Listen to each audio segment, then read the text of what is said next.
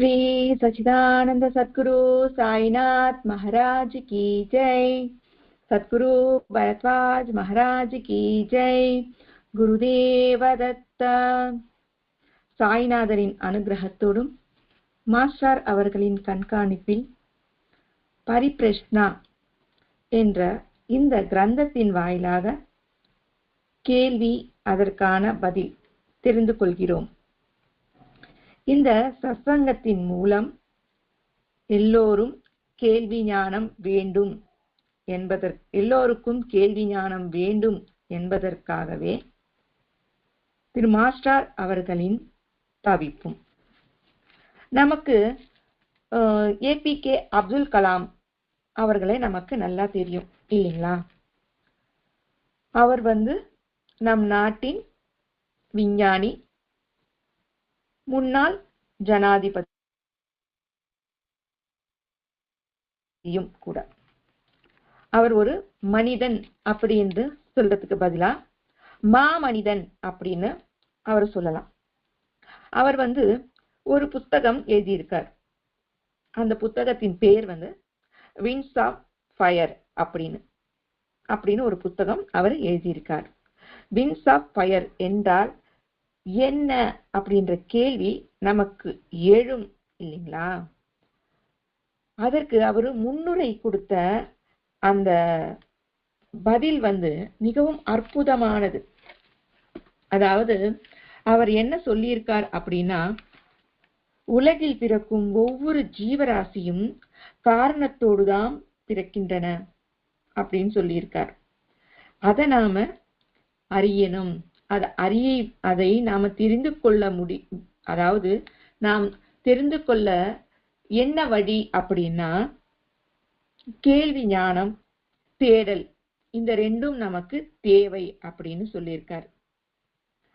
அதாவது கேள்வி ஞானமும் தேடலும் இருந்தால், கேள்வி கேட்டு அந்த ஞானத்தை பெற வேண்டும் என்றால் ஒரு தேடல் இருக்கணும் இல்லையா நமக்குள்ள?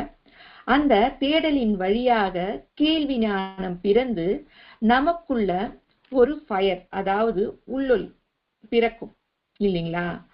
அதன் வழியாக நாம் அந்த இறைவனை அடைய முடியும். எப்படி அப்படின்னா, நாம அந்த தேடலின் மூலமா நம்ம அறிந்து கொள்ளும் பொழுது கடவுள் நமக்கு உதவி செய்வாராம். எப்படி அப்படின்னா, நமக்கு 2 ரெக்கைகள் கொடுப்பாராம். அவர் அந்த 2 உதவிதான் அவர் செய்யும் அந்த 2 ரெக்கைகள். அதன் உதவியால் நாம நம்மளுடைய இலக்கை அடைய முடியும். நாம் வந்த காரணத்தை நாம் தெரிந்து கொண்டு நம் இலக்கை அடைய செய்வார் அப்படின்னு அவர் சொல்லியிருக்கார். பாருங்க, எவ்வளவு அற்புதமான விளக்கம் இல்லையா அவர் கொடுத்தது. அப்போ அவர் சொல்லியிருக்கார் பாருங்க, நான் ராக்கெட், மிசைல் எல்லாமே நான் அனுப்பினதா நீங்க நினைக்கிறீங்க. ஆனா அது எல்லாமே எனக்கு இறைவனால எனக்கு கொடுக்கப்பட்டது. நான் செய்ததெல்லாம் அதனுடைய முயற்சி மட்டுமே. அவர்தான் எனக்கு, அவர் மூலமின்றி யாரும் எதுவும் செய்ய முடியாது. அவருடைய உதவி இல்லாம என்னால இது எதையுமே சாதிச்சிருக்க முடியாது. இவை அனைத்துக்கும் முழு காரணம் அந்த இறைவனே அப்படின்னு சொல்லியிருக்காரு. நான் ஒரு சிறு கருவி, அவ்வளவுதான். அவர் இதை செய்யணும் அப்படின்ட்டு என்னை இங்க அனுப்பினார் இல்லைங்களா? என்னை இங்க அனுப்பினாரு. அதற்கான முயற்சியை நான் செய்தேன். என் மூலமாக அவர் அதை நிறைவேற்றி கொண்டார். அதாவது நான் ஒரு சிறு கருவியாக அவருக்கு உதவினேன். அவரால் இன்றி நான் எதுவுமே செய்ய முடியாது அப்படின்றத APK அப்துல் கலாம் அவர்கள் நமக்கு சொல்றார். அப்போ இங்க எல்லா கிரெடிட்டும் எனக்கு எதுவுமே இல்லை, எல்லாமே அந்த இறைவனுக்கே அப்படின்னு சொல்றார். எல்லா புகழும் இறைவனுக்கே என்று ரஹ்மான் சொன்ன மாதிரி இவரும் அதற்கு முன்னாடியே இவர் சொல்லிட்டார். சரிங்களா? அப்போ அவர் சொல்றாரு, நான் ஒரு சிறு மனிதன், எனக்கே கடவுள் இவ்வளவு உதவி செய்திருக்கிறார். அப்போ இங்க நிச்சயம் எல்லாருக்குமே கடவுள் எப்போதும் உதவி செய்து கொண்டே இருப்பார், உங்கள் முயற்சியை நீங்கள் கைவிடாதீர்கள் அப்படின்னு சொல்லியிருக்கார். அந்த முயற்சி தான் ஃபயர். அதுதான் விங்ஸ் ஆஃப் ஃபயர் என்ற புத்தகம் அப்படின்னு சொல்லியிருக்கார். சோ ஒரு புத்தகத்தின் பெயர் விங்ஸ் ஆஃப் ஃபயர் இல்லைங்களா? அதுக்கு அவர் இவ்வளவு விளக்கம் கொடுத்திருக்கார். இந்த புத்தகத்திற்கு நான் ஏன் இந்த பெயரை வைத்தேன் அப்படின்றதுக்கு முன்னுரை கொடுக்கணும் இல்லையா? அதற்கு அவர் இவ்வளவு விளக்கம் நமக்கு கொடுத்திருக்கார். அப்படின்னா நாம செய்யும் ஒவ்வொரு செயலுக்கும் விளக்கம், பதில் தெரிந்து கொள்ள வேண்டுமா இல்லையா? தெரிஞ்சு கொள்ளணும் இல்லைங்களா? அதனாலதான் மாஸ்டர் அவர்கள் நமக்கு பரிப்ரஷ்னா என்ற இந்த கிரந்தம் மூலம் எல்லா விதமான கேள்விகளுக்கும் சான்றுடன் பதில் அளித்துக் கொண்டிருக்கிறார். கேள்வி கேட்க வேண்டும், கேட்டால்தான் பதில் கேட்க முடியும். அதாவது கேள்வி கேட்க வேண்டும், கேட்டால்தான் பதில் கேட்க முடியும். இங்க என்ன சொல்றாங்கன்னா, வாயால கேட்கும் கேள்விக்கு செவி, அதாவது காதுகள் கொண்டு பதில் கேட்க வேண்டும். கேட்கணும், கேட்பது என்பது சரிங்களா? நாம செவியின் மூலம் கேட்கணும் அப்படின்னு சொல்றாங்க. கேள்வியும் கேட்கணும், வாயால் கேட்கும் கேள்விக்கு பதிலை செவியால் நாம் கேட்க வேண்டும் அப்படின்றது இங்க பொருள். சரிங்களா? கேட்பது அப்படின்றால் சிரவணம் இல்லைங்களா? நவவித பக்தியில சிரவணம். இந்த சிரவணத்துக்கு தான் முதலிடம். ஏன்னா கேட்டால்தான் நமக்கு தெளிவு கிடைக்கும், ஞான ஒளி நமக்கு பிறக்கும். அந்த ஞான ஒளிக்கு இறைவன் மூலம் சிறகுகள் கிடைக்கும். அந்த சிறகுகளை கொண்டு நம் இலக்கை நோக்கி பயணிக்கலாம்.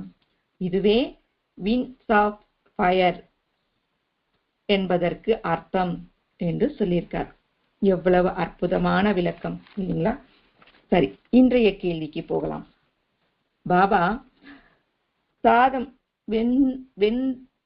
வெந்து கொண்டு இருக்கும் அந்த சாதத்துல அவர் கைய விட்டு வெந்துச்சா இல்லையா அப்படின்னு எடுக்கும் பொழுது அந்த கைக்கு எதுவுமே ஆகல. ஆனா தூரத்துல இருந்த ஒரு கொல்லனின் குழந்தையை காப்பாற்றும் பொழுது நெருப்பில் விட்டதற்கு பாபா கை ஏன் எரிந்தது அப்படின்ற கேள்வி இங்க வந்திருக்கு.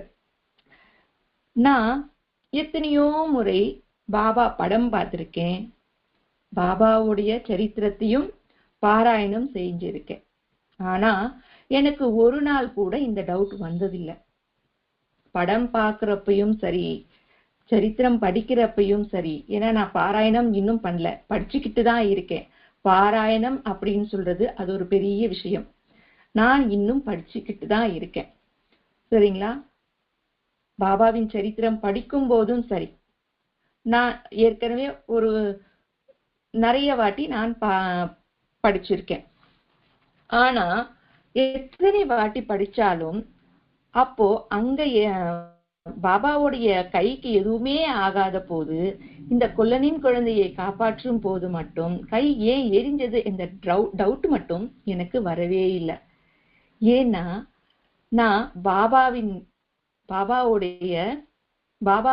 ஒரு தெய்வம், அவர் அவ்வளோ அற்புதமானவர் அப்படின்ற நிலைக்கு தான் நான் பார்த்தேனே தவிர இதில் உள்ள அந்தரார்த்தம் எனக்கு தெரியல. நீங்க எத்தனை தடவை பாராயணம் செஞ்சீங்க அப்படின்னு கேட்டா 1க்கு பக்கத்துல 2 சைபரோ 3 சைபரோ போட்டுக்கிறதுக்கு ஆசைப்பட்டேனே தவிர அதில் இருக்கிற அர்த்தம் பரமார்த்தம் தெரிஞ்சுக்கிறதுக்கு எனக்கு தெரியாம போயிடுச்சு. சரிங்களா? அதனாலதான், அதுக்காகவே என்னை போன்ற நிறைய பேர் இன்னும் இருக்கிறாங்க அப்படின்னு தெரிஞ்சுக்கிட்டு தான் மாஸ்டர் அவர்கள் இதற்கேத்த விளக்கம் அற்புதமா கொடுத்திருக்கார். ஏன்னா ஒவ்வொரு வார்த்தைக்கும் அதன் அர்த்தம் பரமார்த்தம் என்ன அப்படின்றத நமக்கு நல்லா தனித்தனியா அழகா நமக்கு சொல்லி கொடுத்திருக்காரு மாஸ்டர் அவர்கள். ஏன்னா அவரால் மட்டும்தான் இது முடியும் இல்லைங்களா? ஒரு வாட்டி நான் என்ன நினைச்சேன்னா, நாம மட்டும்தான் நல்லா படிக்கிறோம், நமக்கு மட்டும்தான் புரியுற சக்தி இருக்கு அப்படின்னு நான் கொஞ்சம் படிச்சு கொஞ்சம் தெரிஞ்சுக்கிட்டாவே எனக்கு அங்க இருந்து கர்வம் வந்துடுது.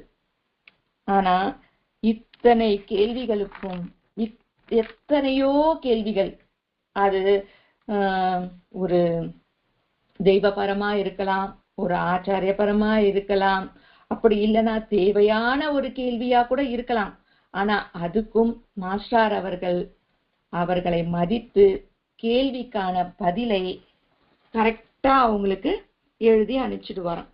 அப்பேற்பட்ட ஒரு தந்தையை நான் இன்னைக்கு தெரிஞ்சுக்கிட்டு இருக்கேன் அப்படின்னும் போது நிச்சயமா என் உடம்பு எல்லாம் புல்லரிக்குது.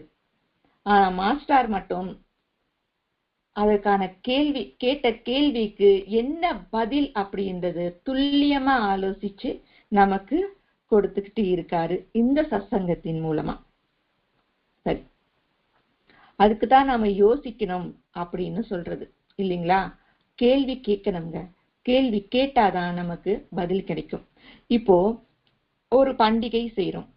ஏன் நாம் அந்த பண்டிகையை செய்யறோம்? ஒரு பூஜையை செய்யும் பொழுதும் எதற்காக இந்த பூஜையை செய்யறோம், இப்படி ஏன், எதற்கு, எப்படி அப்படின்னு யோசிச்சு கேள்வி கேட்கணும். அப்படி இல்லாம ஏதோ எல்லாரும் செய்யறாங்க அதனால நானும் செய்யறேன் அப்படின்ற பாவனையோட நான் செஞ்சுக்கிட்டு போயிட்டே இருக்கேன்.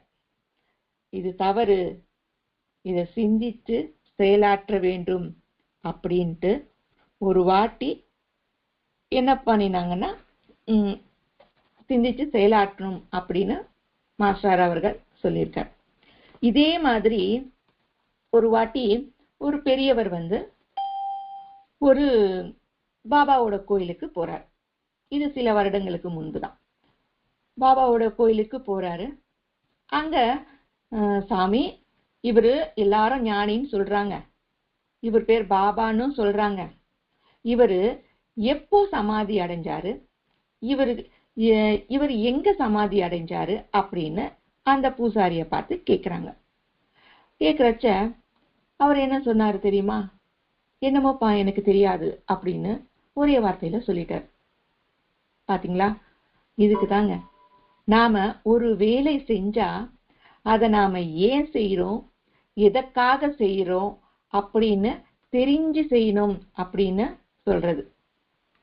பாபா ஒரு முறையும் சொல்லுவார் இல்லையா, நீ எந்த வேலையை ஏத்துக்கிறியோ அந்த வேலையை ஒழுங்கா செய், இல்லைன்னா அந்த வேலையை ஏத்துக்காத அப்படின்னு சொல்லுவார் இல்லைங்களா? இவர் அந்த பாபா கோவில்ல பூசாரி. இப்போ எனக்கு எதுவுமே தெரியலன்னாலும் நான் யார்கிட்ட போய் கேட்பேன்? அந்த பூசாரி கிட்ட தான் போய் கேட்கணும் இல்லைங்களா? எனக்கு ஏதாவது டவுட் வந்ததுன்னா அதுக்கு ஏத்தவங்க கிட்டதான் நான் போய் கேட்கணும். அப்போ எனக்கு பாபாவை பத்தி டவுட் வரும்போது அந்த கோயிலுக்கு போறேன், அந்த கோயில்ல இருக்கிற விசேஷத்தை நான் தெரிஞ்சுக்கணும் இல்லையா? தெரிஞ்சுக்கிட்டாதான் அந்த கோயிலுக்கு என்னால நல்ல அதே பாவனையோட உள்ள போக முடியும். அப்படி அந்த கோவிலை பத்தி எதுவுமே தெரியாம நான் போனேன்னா ஏதோ நானும் கோயிலுக்கு போனேன், நானும் கும்பிட்டேன், நானும் வந்தேன் அப்படின்ற மாதிரிதான் இருக்கும். சோ அதனால அந்த பூசாரி அந்த பூசாரிய தப்பா சொல்லணும் அப்படி என்று எண்ணமெல்லாம் இல்லைங்க. எந்த வேலையை செய்தாலும் சரி, அவருக்கு அந்த வேலை கொடுக்கப்பட்டிருக்கு, அந்த வேலையை அவரை சரிவர செய்யணுமா இல்லையா? செஞ்சால்தானே அதற்கு பலிதத்தை பக்கத்துல வச்சாலும் நாம நம்ம வேலையை கரெக்டா செய்யறோமா இல்லையான்னு நமக்காவது தெரியணும் இல்லைங்களா? அதுதானே சரியான வழி. இப்போ அவருக்கு பாபாவை பற்றியும் தெரியல, அவர் எப்போ மகா சமாதி அடைந்தாரும் அப்படின்னும் தெரியல. அப்படி தெரியாத இருக்கும் பொழுது யாரோ ஒரு டூரிஸ்டே வராங்கன்னு வச்சுக்கோங்களேன், அங்க போய் அவங்க கேட்கும்போது எனக்கு தெரியாதுன்னு சொன்னா அது நல்லா இருக்குமா? நல்லா இருக்காது இல்லைங்களா? அதனால நாம எந்த வேலை செஞ்சாலும் அதை சரிவர செய்யணும். இத பாபா மட்டும் இல்லைங்க, ஸ்ரீ கிருஷ்ணரும் அதே தான் சொல்லியிருக்கார். நீ பூஜை செய்யறியா, அது எதற்காக செய்யற அப்படின்னு தெரிஞ்சு செய். ஒரு விரதம் இருக்கிறியா, அந்த விரதம் எதற்காக இருக்கிற அப்படின்னு நீ தேர்ந்தெடுத்து தெரிஞ்சுக்கிட்டு செய். அப்போதான் அதனுடைய பலிதம் உனக்கு முழுமையா வரும் அப்படின்னு ஸ்ரீ கிருஷ்ண பகவானே சொல்லியிருக்கார். ஸோ அதனால நாம எந்த வேலை செய்யும் பொழுதும் சரி, நாம அதை நல்லா தெரிஞ்சுக்கிட்டு செய்யணும். இப்போ இங்க ஒரு கேள்வி இப்படி வரும் பொழுது நமக்கு ஒரு கேள்வி வருதா இல்லைங்களா? நமக்கு ஒரு டவுட் வரணுமா இல்லைங்களா? இந்த மாதிரி கேள்வி வரும்போது பாபா கொதிக்கும் சாதத்துல கை வைக்கும் போது கைக்கு எதுவும் ஆகல. குழந்தைய காப்பாத்தும் போது கை எரிஞ்சுது. ஏன் எரிஞ்சுது அப்படின்ற டவுட் நமக்கு வரணுமா இல்லையா? ஏன் அப்படின்னா, எந்த ஒரு மகானின் சரித்திரமும் படிக்கும் பொழுது ஆழ்ந்து பரிசோதிக்கணும். அது பாபா சரித்திரம் மட்டும் இல்லைங்க, ராமரை பற்றியோ கிருஷ்ணரை பத்தியோ வேறு யார பத்தி நாம படிக்கும் பொழுதும் கண்மூடித்தனமா படிச்சுக்கிட்டே போகக்கூடாது. ஏதோ பிறந்தோம், ஏதோ வளர்ந்தோம், ஏதோ போனோம் அப்படின்னு இருக்கக்கூடாது இல்லைங்களா? நாம எது செஞ்சாலும் அதை நாம உணர்ந்து செய்யணும். உலையில பாபா கை வைத்த போது வெந்து போகாமல் இருந்ததற்கு காரணம் என்ன அப்படின்னா, பாபாவின் சகஜ நிலை.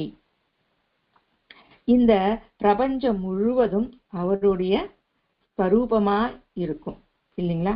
அதனாலதான் எப்பொழுதும் ஸ்வரூபமா இருக்கும்பொழுது எப்படி கை வெந்து போகும்?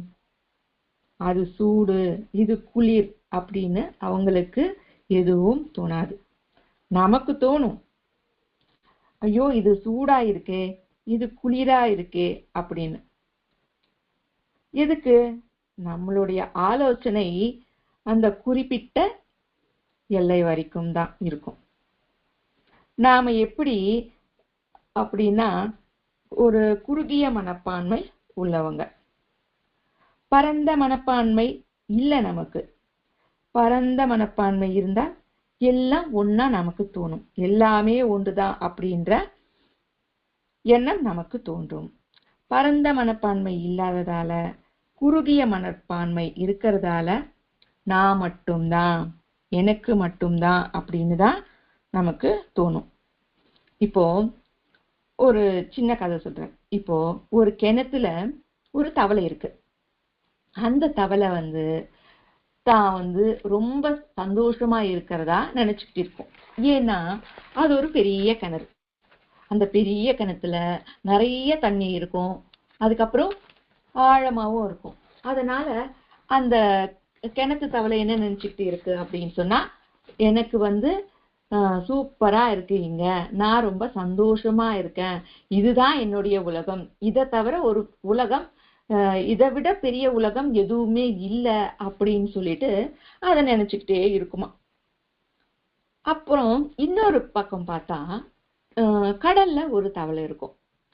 அது என்ன எப்படி இருக்கும்? அது விரிந்து பறந்து பெருசா இருக்கும் இல்லைங்களா? கடல்ல இருந்து வெளியே வர முடியும். அதனால வெளியே வெளி உலகத்தையும் பார்க்க முடியும், கடலுக்குள்ள இருக்கிற உலகத்தையும் பார்க்க முடியும், இந்த பறந்து எல்லாத்தையும் அதால பார்க்க முடியும். சோ அதுக்கு பரந்த மனப்பான்மை அதுக்கு தெரியும், உலகம் இவ்வளவு பெரியது அப்படின்னு சொல்லிட்டு அதுக்கு தெரியும். ஒரு நாள் மழை வந்துடுச்சான். அதிகமான மழை வந்ததால வெள்ளத்தால அது அடிக்கப்பட்டு அந்த கிணத்துக்குள்ள விழுந்துடுதான் அந்த கடல் தவளை. விழுந்துட்ட உடனே அதால ஜீர்ணிச்சுக்க முடியல. ஏன்னா அதுக்கு அவ்வளோ பெருசா அங்க வாழ்ந்ததால அந்த பறந்து விரிந்த உலகத்துல இருந்ததால இது ஒரு சின்ன அடைக்கப்பட்ட உலகம் மாதிரி தெரிஞ்சுதான். அது எனக்கு ரொம்ப இறுக்கமா இருக்கு, என்னால இங்க இருக்கவே முடியல அப்படின்னு புலம்பிக்கிட்டே இருந்துதான். அப்போ அந்த கிணத்து தவளை சொல்லிச்சான், என்ன நீ இப்படி சொல்ற?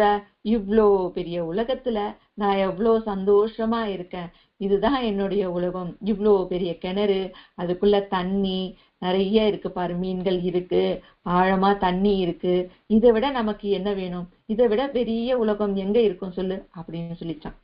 அப்போ அந்த அந்த தவளை சொல்லிச்சான், என்ன நீ சொல்ற, இது இது ஒரு டப்பாவுல அடைக்கப்பட்ட உலகம், பெரிய உலகம் அப்படின்றது வெளியே போனா உனக்கு தெரியும், எவ்வளவு பரந்த விரிந்த உலகம் இருக்கு, நீ இதுக்குள்ளேயே அடைப்பட்டு இதுதான் உலகம் அப்படின்னு சொல்லிட்டு நீ நினைச்சுக்கிட்டு இருக்க, வெளியே போனதான் உனக்கு தெரியும் அப்படின்னு சொல்லிட்டே இருக்கிறச்ச ஒருத்தன் பந்து விளையாடிக்கிட்டே இருக்கிறான், பால். அந்த பால் அந்த கிணத்துல விழுந்துருதான். விழுந்தவுடனே அவன் வாளியை போட்டு அந்த பாலை எடுக்க முயற்சி பண்ணிக்கிட்டே இருக்கிறப்போ இந்த கடல் தவளை சொல்லுதான், நீ வெளி உலகத்தை போய் பார், இந்த உலகம் பெருசா அந்த உலகம் பெருசான்னு உனக்கு தெரியும், அதனால இந்த வாளியில நான் உன்னை போட்டு விடுறேன், நீ அங்க போய் பாரு அப்படின்னு சொல்லிச்சான். அதே மாதிரி அந்த வாளியில போட்ட உடனே அவனும் அந்த பாலோட எடுத்துக்கிட்டு இந்த தவளைய அங்க கீழே தண்ணியோட ஊத்திட்டு போயிடுறான். அப்போ அது பாக்குறச்ச அதுக்கு அவ்வளோ ஆச்சரியமா இருந்ததா, இவ்வளோ பெரிய பரந்த உலகத்தை விட்டுட்டு நான் இன்னும் அந்த கிணத்துக்குள்ளேயே வாழ்ந்துகிட்டு இருந்திருக்கேன், அதுதான் உலகம் அப்படின்னு சொல்லிட்டு அது ரொம்ப மகிழ்ச்சியா இருந்ததாம். சரி, இப்ப ஏற்பட்ட அந்த தவளைய, அந்த பறந்து விரிந்த அந்த உலகத்தை பார்த்த அந்த தவளைய மறுபடியும் அந்த கிணத்துக்கு போ அப்படின்னு சொன்னா போகுமா? போகாது இல்லைங்களா? அந்த கிணறுதான் அஞ்ஞானம், அந்த பறந்து விரிந்த உலகம்தான் ஞானம். நம்ம ஞான தத்துவத்தை அதாவது இந்த ஞான தத்துவத்தை நாம அறிஞ்சுக்கிட்டோம் அப்படின்னா என்னைக்கும் நாம அந்த அஞ்ஞானத்துல போய் நாம விழமாட்டோம். இருக்கிறது ஒரே தத்துவம் அப்படின்னு நாம உணர்ந்த பின்பு எப்படி அந்த அஞ்ஞானத்துக்குள்ள போக முடியும்? ஞானி அப்படின்றவன் இந்த சிருஷ்டி முழுவதும் பகவத் ஸ்வரூபம் அப்படின்ற ஒரே பாவத்தோட உண்டாக்கும் போது வேறு எந்த பாவமும் நமக்கு இருக்காது. நாம எல்லோரும் ஒன்றே என்ற பாவம் தோணும். அப்படி தோணும் போது யாருக்காவது வேறு எந்த பாவமாவது தோணுமா? தோணாது இல்லைங்களா? இதுதான் சகஜ ஸ்திதி அப்படின்னு சொல்லுவாங்க. எல்லாரும் ஒன்று என்பதுதான் சகஜ ஸ்திதி, வேறு என்பது அகசய ஸ்திதி. அப்போது பாபா என்பது யார் அப்படின்னா, பாபா என்பது ரூபம் மட்டும் இல்லை, ஒரே அந்த ரூபம் மட்டும் இல்லை. பாபா என்றார் அஞ்சரடி சரீரம் மட்டும் இல்லை அப்படின்றத பாபாவே சொல்லி இருக்காரு. அப்போ அவர் யார்? சர்வகத சைதன்யம். அவர் உங்களுக்கு இன்னும் புரியும்படி சொல்லணும் அப்படின்னா, காற்றும் அவர்தான், பூமியும் அவர்தான், ஆகாயமும் அவர்தான், நீர் நெருப்பு கூட அவர்தான். இப்போ காற்று எல்லா இடத்திலும் இருக்கு இல்லைங்களா? அது சகஜஸ்திதி. ஒரு இடத்துல மட்டும் இருப்பது அசகஜ ஸ்திதி இல்லைங்களா? இப்போ எல்லா இடத்திலும் இருக்கு, அதுக்கு தடுப்பு என்ன இருக்கு? இல்லை இல்லைங்களா? அது எல்லா இடத்துலயும் இருக்கு. அத கதவு பூட்டி வச்சுட்டா அந்த காத்து இல்லாம இருக்குமா? ஒரு அறையிலேயே பூட்டி ஒரு அறைய டைட்டா மூடி வச்சிட்டோம்னா அந்த அறையில காற்று இல்லாம இருக்குமா? ஏதோ ஒரு வழியில அந்த காற்று உள்ள போயிடும். இப்போ சாதாரணமா இப்போ நாம ஒரு செல்போன் இருக்கு, அத ஒரு பீரோக்குள்ள போட்டு மூடிட்டு ரிங் பண்ணா அங்க ரிங் வருமா வராதா? கட்டாயம் வரும் இல்லைங்களா? இதுதான் அதனுடைய சகஜ ஸ்திதி. அதே போலதான் மகான்களும். இப்போ ஒரு பெரிய கேட் இருக்கு, அங்க ஒரு சாதாரணமான மனுஷன் மகானும் இருக்காங்கன்னு வச்சுக்கோங்களேன். ஒரு மகானும் அந்த சாதாரண மனுஷனும் போறாங்க, அந்த கேட் பூட்டி இருக்கு. இப்போ அந்த பக்கம் போகணும், எப்படி போக முடியும்? சரி, அந்த சாதாரண மனுஷன் என்ன பண்றான்? அந்த மகானோட உதவியால அந்த கேட்டை ஏறி அந்த பக்கம் குதிச்சிடுறான். இப்போ மகானும் போகணும் இல்லைங்களா? அவர் நேரா போவார். போன உடனே அந்த சாதாரண மனுஷன் கேட்கிறார், நீ எப்படி வந்த? ஏன்னா இவர் அந்த மகானோட உதவியால தான் மேல ஏற முடிஞ்சது இல்லைங்களா? அவர் கை கீழே வச்ச உடனே அது மேல ஏறி கேட்டு மேல ஏறி குதிச்சாரு.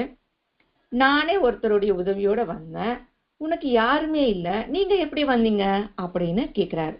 நானும் உன்ன மாதிரியே தான் வந்தேன் அப்படின்னு அவர் சொல்றார். இங்க மகான்களுக்கு எந்த விதமான தடையும் இருக்காதுங்க. அவங்களுடைய நிலை அப்பேற்பட்டது இல்லைங்களா? அவங்களுக்கு தடை அப்படின்றது எதுவுமே இருக்காது. அதுதான் அவர்களின் சகஜ ஸ்திதி. அதே போலதான் காலஸ்திதியும் பாபாவிற்கும் சகஜ அவர்களும் அவர்களுக்கு அனல், குளிர், நெருப்பு, நீர் அப்படின்றது எதுவுமே அவங்களுக்கு இருக்காது. சோ அதனால அவங்க சகஜ ஸ்திதியிலேயே இருப்பாங்க. அப்போ நெருப்புல விழுந்த குழந்தைய காப்பாற்றிய போது மட்டும் ஏன் பாபாவின் கை எரிஞ்சு போச்சு அப்படின்ற கேள்வி இங்க வருது. அதாவது பாபா அந்த குழந்தைய நெருப்புல விழும்போது அந்த குழந்தைய காப்பாற்றினார் இல்லையா? அப்ப மட்டும் அவர் கை ஏன் எரிஞ்சுது அப்படின்ற கேள்வி நமக்கு இங்க வரும். அதுக்கு என்ன சொல்றாங்க அப்படின்னா, ஒரு ஜீவன் தான் செய்த கர்ம பலிதத்தை அனுபவித்தே ஆக வேண்டும் அப்படின்னு சொல்றாங்க. அது நல்லதா இருந்தாலும் சரி, கெட்டதா இருந்தாலும் சரி, அந்த குழந்தை கெட்ட கர்ம பலிதப்படி நெருப்புல விழுந்து வலிய அனுபவிக்க வேண்டும் என்ற நிலை இருந்தது. அந்த பொறுப்பை பாபா அவர் ஏத்துக்கிட்டார். அப்படி பொறுப்பை ஏற்காமல் அந்த விபத்தை தடுக்காமலும் செஞ்சிருக்கலாமே. அதாவது அந்த விபத்தை கூட அவர் தடுத்திருக்கலாம் இல்லைங்களா? அது நடக்காமையே செஞ்சிருக்கலாம். அந்த பொறுப்பை இவர் ஏன் ஏத்துக்கணும்?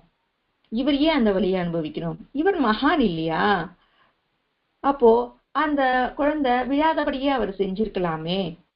அந்த வலியை இவர் ஏன் அனுபவிக்கணும் அப்படின்ற கேள்வி இங்க நமக்கு வருது இல்லைங்களா? அப்போ அதுக்கு காரணம் என்ன அப்படின்னு நாம பார்த்தோம். அதாவது நாம பூர்வ ஜென்ம பலிதம் இருக்கும் இல்லைங்களா? இப்போ ஒருத்தர் இருக்கார், அவர் தப்பு செஞ்சிட்டார். அவர் தப்பு செஞ்சிட்ட உடனே பாபா கிட்ட பாபா நான் தப்பு செஞ்சிட்டேன், என்ன மன்னிச்சிடுங்க அப்படின்னு கேக்குறாரே வச்சுக்கோங்களேன். ஓகே, நான் உன்னை மன்னிச்சிட்டேன் அப்படின்னு சொல்லிட்டோன்னு வச்சுக்கோங்களேன். அவருக்கு எந்த விதமான வலியும், அதாவது தப்புன்னா ஒரு தப்பு செஞ்சுட்டாரு, அதுக்கான தண்டனையை அவருக்கு கொடுக்கணுமா இல்லையா? அந்த தண்டனையை கொடுக்காமலேயே சரி ஓகே உனக்கு நான் மன்னிப்பு கொடுத்துட்டேன் அப்படின்னு சொல்லிட்டு அவரை அனுப்பிச்சிட்டாருன்னு வச்சுக்கோங்களேன். மறுபடியும் அவர் தப்பு செய்யாம வந்துடுவாரா? மறுபடியும் அவர் தப்பு செய்வார். ஏன்னா அவருக்கு அந்த தண்டனையோடைய வலி தெரியாது இல்லைங்களா? அதனால அவர் மறுபடியும் அந்த தப்பு செய்யறதுக்கு வாய்ப்பு நிறைய இருக்கு. அவர் தப்பு செய்வார். செஞ்சுட்டு சரி இன்னொரு வாட்டியும் நம்ம தப்பு செஞ்சுட்டு பாபா கிட்ட போய் மன்னிப்பு கேட்டா நமக்கு தண்டனை இல்லாமையே மன்னிப்பு கிடைச்சிடும் அப்படின்னு அவரை நினைச்சுப்பார். அதனால மறுபடியும் அவர் தப்பு செய்வார். இப்போ இவன் தப்பு செஞ்சுக்கிட்டே இருக்கான், மன்னிப்பு கிடைச்சுக்கிட்டே இருக்கு. இதை பார்த்துட்டு இன்னொருத்தரும் தப்பு செய்வாங்க இல்லையா? அவருக்கு மட்டும் நீங்க மன்னிப்பு கொடுத்தீங்களே, எனக்கு மட்டும் மன்னிப்பு கொடுக்கலையே, அவரும் தப்பு தானே செஞ்சாரு அப்படின்ற கேள்வி வருமா இல்லைங்களா? அப்போ அது அதர்மம் தானே. தர்மம் எப்படி ஆகும்? அந்த தர்ம நிலையிலிருந்து பாபா தவறுனா மாதிரி ஆயிடும் இல்லைங்களா? அதனாலதான் பாபா அந்த குழந்தை நெருப்புல விழணும் என்றது அதனுடைய கர்ம பலிதம். ஆனா அந்த வலியை அவர் ஏற்றதால அது தர்மமாகும். ஏன்னா அவர் ஆண்டவனுக்கு கணக்கு சொல்லணும் இல்லைங்களா? ஏன்னா அந்த குழந்தையோட வலிய நான் ஏத்துக்கிட்டேன் அப்படின்னு சொல்லிட்டு அவர் அந்த ஆண்டவனுக்கு கணக்கு சொல்லிடுவார். சோ அதுதான் நாம இங்க பார்க்கணும். ஒரு குழந்தை தண்டனை தான் வாங்கி கொண்டார் இல்லைங்களா? அதுதான் அவருடைய நிலை. கணக்கு சொல்லிட்டு போயிட்டே இருப்பார். நீ தண்டனை கொடுக்காம அவரை காப்பாற்றினா அது அதர்மம் செஞ்சவரா ஆயிடுவாரு. அதனால இப்போ நாம ஒருத்தர் இருக்காரு, அவர் ரொம்ப கஷ்டத்துல இருக்கார். இப்போ நம்ம வீட்டு பெரியவங்க எல்லாம் இருக்கிறாங்க இல்லையா, இப்போ ஒரு அம்மாவே இருக்காங்கன்னு வச்சுக்கோங்களேன், இல்ல ஒரு ரிலேட்டிவே வச்சுக்கோங்க. ஒருத்தர் கஷ்டப்பட்டுக்கிட்டே இருக்காரு. ஐயோ நீ ரொம்ப கஷ்டப்படுறப்பா, உன் கஷ்டத்தெல்லாம் நான் எடுத்துக்கிறேன், என்னோட ஆயுஷ் ஃபுல்லா நீ எடுத்துக்கோ அப்படின்னு சொன்னா, அந்த கஷ்டப்படுறதால இவங்க இறந்தாலும் அவருடைய ஆயுஷ் ஃபுல்லா அவருக்கு போச்சுன்னா அது என்ன ஆகும்? அது தர்மம் இல்லைங்களா? அது இல்லாம நீ கஷ்டப்பட்டுட்டே இருக்கியே, ஐயோ உன் கஷ்டமெல்லாம் தீர்ந்துடணும், ஆனா என் ஆயுஷ் நான் உனக்கு கொடுக்க மாட்டேன் அப்படின்னு சொல்றது அது தர்மமா அதர்மமா? அதர்மம் தானே. அந்த மாதிரிதான் இதுவும். அதனாலதான் பாபா எங்கேயும் தர்மம் தவறாமல் அந்த குழந்தையின் வலியை தான் வாங்கி கொண்டார். அது தர்மம். பாபா என்றும் அந்த தர்மத்தை தவறினதே இல்லை. அதுக்கு தான் அந்த வலியை தான் வாங்கி கொண்டார். அதாவது அவர் இறைவனுக்கு கணக்கு சொல்லணும். அந்த கணக்கு அவர் சொல்லிட்டார். இப்ப இறைவன் அவரை எதுவுமே கேட்க மாட்டார் இல்லைங்களா? அதுதான். அதுக்கப்புறம் எங்கேயும் தர்மம் அதர்மம் செய்யாம தர்மத்தையே அவர் என்னைக்கும் கடைபிடிச்சார். அதனாலதான் அந்த குழந்தைய அவர் காப்பாத்தினப்போ அவருடைய கை எரிஞ்சது. சரிங்களா? அவரின் அந்த குழந்தையோ, அதாவது அந்த குழந்தையோட பிராரத்த கர்மா புண்ணிய கர்மா, அதாவது அந்த குழந்தையின் முன் ஜென்மத்துல செஞ்ச பலிதத்தால அவர் வாங்கி கொண்டார். அதாவது கடவுளானாலும் சரி, நாம் நல்லா யோசிக்கணும். அதாவது ஒவ்வொரு பாயிண்டையும் நம்ம இங்க நல்லா யோசிச்சு பார்த்து தெரிஞ்சுக்கணும். இப்போ ராமாயணம் ஆகட்டும் சரி, மகாபாரதமா இருந்தாலும் சரி, நாம அவங்க என்ன சொல்லியிருக்காங்க அப்படின்றத நாம நோட் பண்ணணும். இப்போ ராமர் வாலிய மறைஞ்சி இருந்து தாக்கினார் இல்லைங்களா? அவரை தாக்கி அம்பு விட்டார். அப்போ அது வாலியை பார்த்த உடனே ராமர் கிட்ட கேட்க, ராமா என்ன காரியம் செஞ்ச?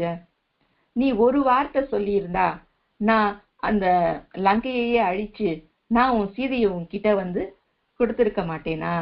எதற்கு இப்படி மறைஞ்சிருந்து என்ன தாக்குன அப்படின்னு கேட்கிறார். அப்போ அதுக்கு ராமர் சொல்றாரு, நீ அதர்மம் செஞ்சதால நான் உன்னை தாக்கினேன் அப்படின்னு.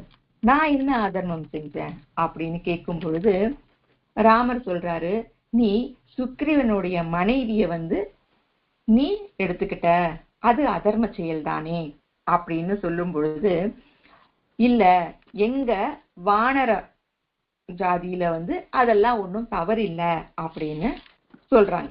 வானர நீதினு ஒண்ணு இருக்கும் இல்லைங்களா?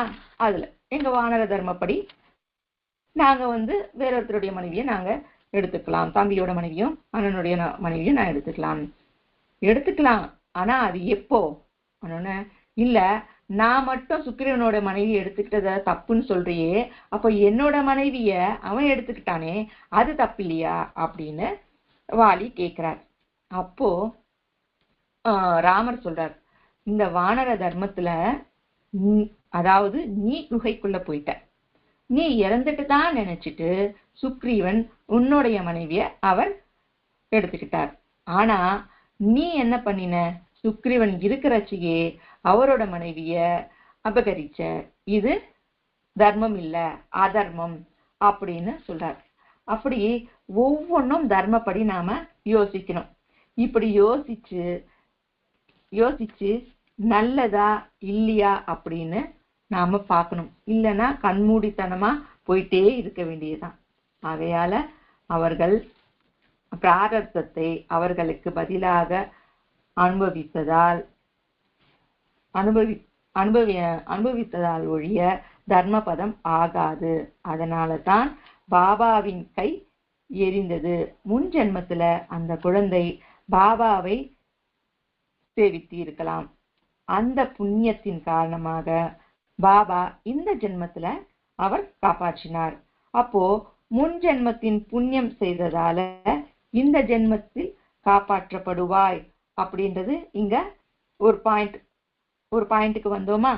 ஆகையால போன ஜென்மத்துல என்ன செய்தோமோ என்பது நமக்கு தெரியாது. தானம் செய்தோமா, தர்மம் செய்தோமா அப்படின்றது நமக்கு எதுவும் தெரியாது. நாளைக்கு என்ன நடக்கும் என்பதும் நமக்கு தெரியாது. அதனால இனிமே இப்போ என்ன செய்யணும்? தர்மமாக இருக்கிறோமா இல்ல அதர்மமாக இருக்கிறோமா, அதுதான் நம்ம கத்துக்கணும். இன்னைக்கு என்ன செய்கிறோமோ அது நாளைக்கு, இதற்கு முன்ன செஞ்சது இன்னைக்கு, இப்போ செய்யறது இப்போ நாம அனுபவிக்கிறதும் என்னது? நாம இப்ப என்ன அனுபவிக்கிறோம்? அது துக்கமானாலும் சரி, சுகமானாலும் சரி, இப்போது எது மட்டும் இல்ல அப்படின்றத நாம தெரிஞ்சுக்கணும். அப்படி நாம தெரிஞ்சுக்கிட்டோம் அப்படின்னா நமக்கு துக்கமும் இல்ல, துயரமும் இல்ல. நமக்கு தெரியும், இதெல்லாம் நமக்கு தெரியும். ஆனாலும் நாம அத ஞாபகம் வச்சுக்க மாட்டோம். நான் பூஜை செஞ்சுக்கிட்டே இருக்கேங்க, நான் நிறைய பூஜை செய்யறேன், நான் பூஜை செய்யறவருக்கு தான் கடவுள் ரொம்ப கஷ்டத்தை கொடுக்கறாரு அப்படின்னு சொல்றோம் இல்லைங்களா? இப்போ நாம பூஜை செய்யறோம், ஆனா இதுக்கு முன் ஜென்மம் என்ன செஞ்சோம்? அந்த பேலன்ஸ் இருக்கும் இல்லையா? அதை நாம அனுபவிக்கணுமா இல்லையா? அனுபவிச்சுதான் தெரிஞ்சுக்கணும். அதை நாம தெரிஞ்சுக்கிட்டோம் அப்படின்னா நமக்கு துக்கம் என்பது நமக்கு வராது, ஆனந்தம் தான் வரும். இப்போ அந்த குழந்தை காப்பாற்றப்பட்ட காரணம் முன் ஜென்மத்தின் பாபாவை சேவித்த புண்ணியத்தால், அந்த புண்ணியத்தின் பேலன்ஸால பாபாவால காப்பாற்றப்பட்டாள். அதனாலதான் நாம செய்யும் பூஜை எல்லாவற்றையும் நாம செய்யறோம் இல்லைங்களா? அந்த பூஜை எல்லாவற்றும் பலிதம் இருக்குமா இல்லையா? நாம செய்யற ஒவ்வொரு பூஜைக்கும் இன்னைக்கு நாம செய்யறோம், ஆனா இப்ப நமக்கு கிடைக்காம போலாம். அதனுடைய பலிதம் அடுத்த ஜென்மத்திலையும் கூட நமக்கு கிடைக்கலாம். ஏன்னா இதுக்கு முன்னாடி செஞ்சோம் இல்லையா? என்ன பாவம் செஞ்சோமோ அது நம்ம இப்போ அதான் இந்த புண்ணியத்தின் பலனை, இன்னைக்கு நாம செஞ்சுக்கிட்டு இருக்கிற இந்த புண்ணியத்தின் பலனை அடுத்த ஜென்மத்திலாவது நாம அனுபவிக்க முடியும். அதாவது இந்த பாவம் நமக்கு இருந்தா நமது ஆலோசனை எப்படி இருக்கும், நம்ம பாவம் எப்படி இருக்கணும் அப்படின்னு நாம தெரிஞ்சுக்க முடியும் இல்லைங்களா? இப்படி எல்லாம் இந்த முன்ஜென்மத்தின் பலனால நாம இன்னைக்கு இப்படி இருந்திருக்கோம். இந்த ஜென்மத்திலாவது இனிமேல் செய்யாம நாம நல்லபடியா நல்வழிபடுறதுக்கு பூஜை, பாராயணம், சத்சங்கம் இவையெல்லாம் செஞ்சு நாம நல்வழிபடணும் அப்படின்னு நாம தெரிஞ்சுக்கணும். இதெல்லாம் தெரிஞ்சுக்கிறதுக்காக தான் இந்த சத்சங்கம். இத ஞாபகம் நாம வச்சுக்கணும். நாம ஞாபகம் வச்சுக்காம ஏதோ இந்த ஜென்மத்துல செஞ்ச பாவமோ அந்த ஜென்மத்துல செஞ்ச பாவமோ இப்படியே நினைச்சுக்கிட்டே இருந்தோம்னா அது நமக்கு கை கொடுக்காது.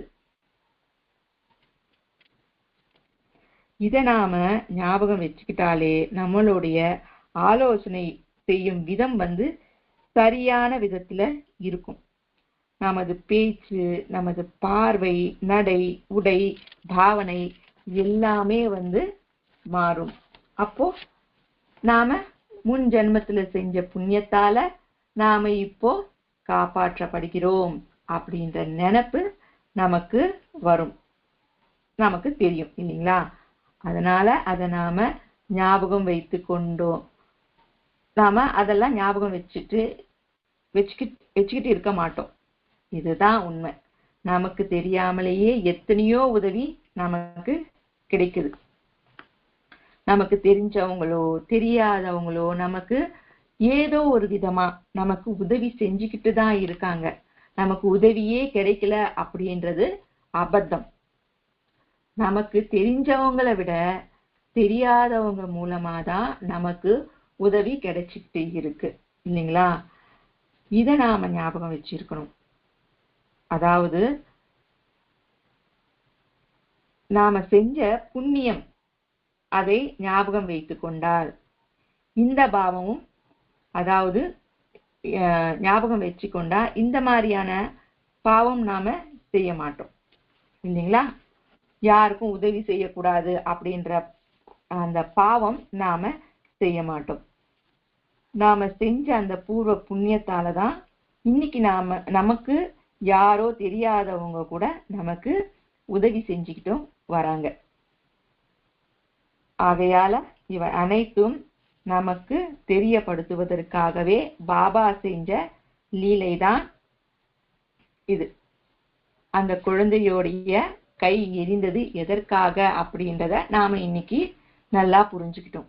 நாம் பூர்வ ஜென்மத்தில செய்த புண்ணியத்தின் பலன்தான் இன்னைக்கு அந்த குழந்தைய அந்த பாபா காப்பாற்றினார் அப்படின்றத நாம தெரிஞ்சுக்கிட்டோம். அப்போ இவை எல்லாத்தையும் நாம தெரிஞ்சுக்கிட்டு என்ன செய்யணும்?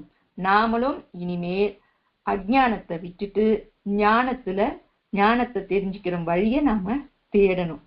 சோ அதனால இதெல்லாம் மகான்கள் செய்யறது எல்லாமே ஏன் இப்படி செஞ்சார் பாபா அப்படின்னு ஒரு கேள்வி வருது இல்லைங்களா? ஏன் செஞ்சாரு அப்படின்னு நாம யோசிக்கணும், அதை தெரிஞ்சுக்கணும். அப்படின்றதுக்காகவே மகான்கள் லீலைகள் செய்வாங்களாம். அவர்கள் செய்யும் அந்த ஒவ்வொரு லீலைக்கும் அர்த்தம், அந்தரார்த்தம் இருக்கும் அப்படின்றத நாம புரிஞ்சுக்கணும்.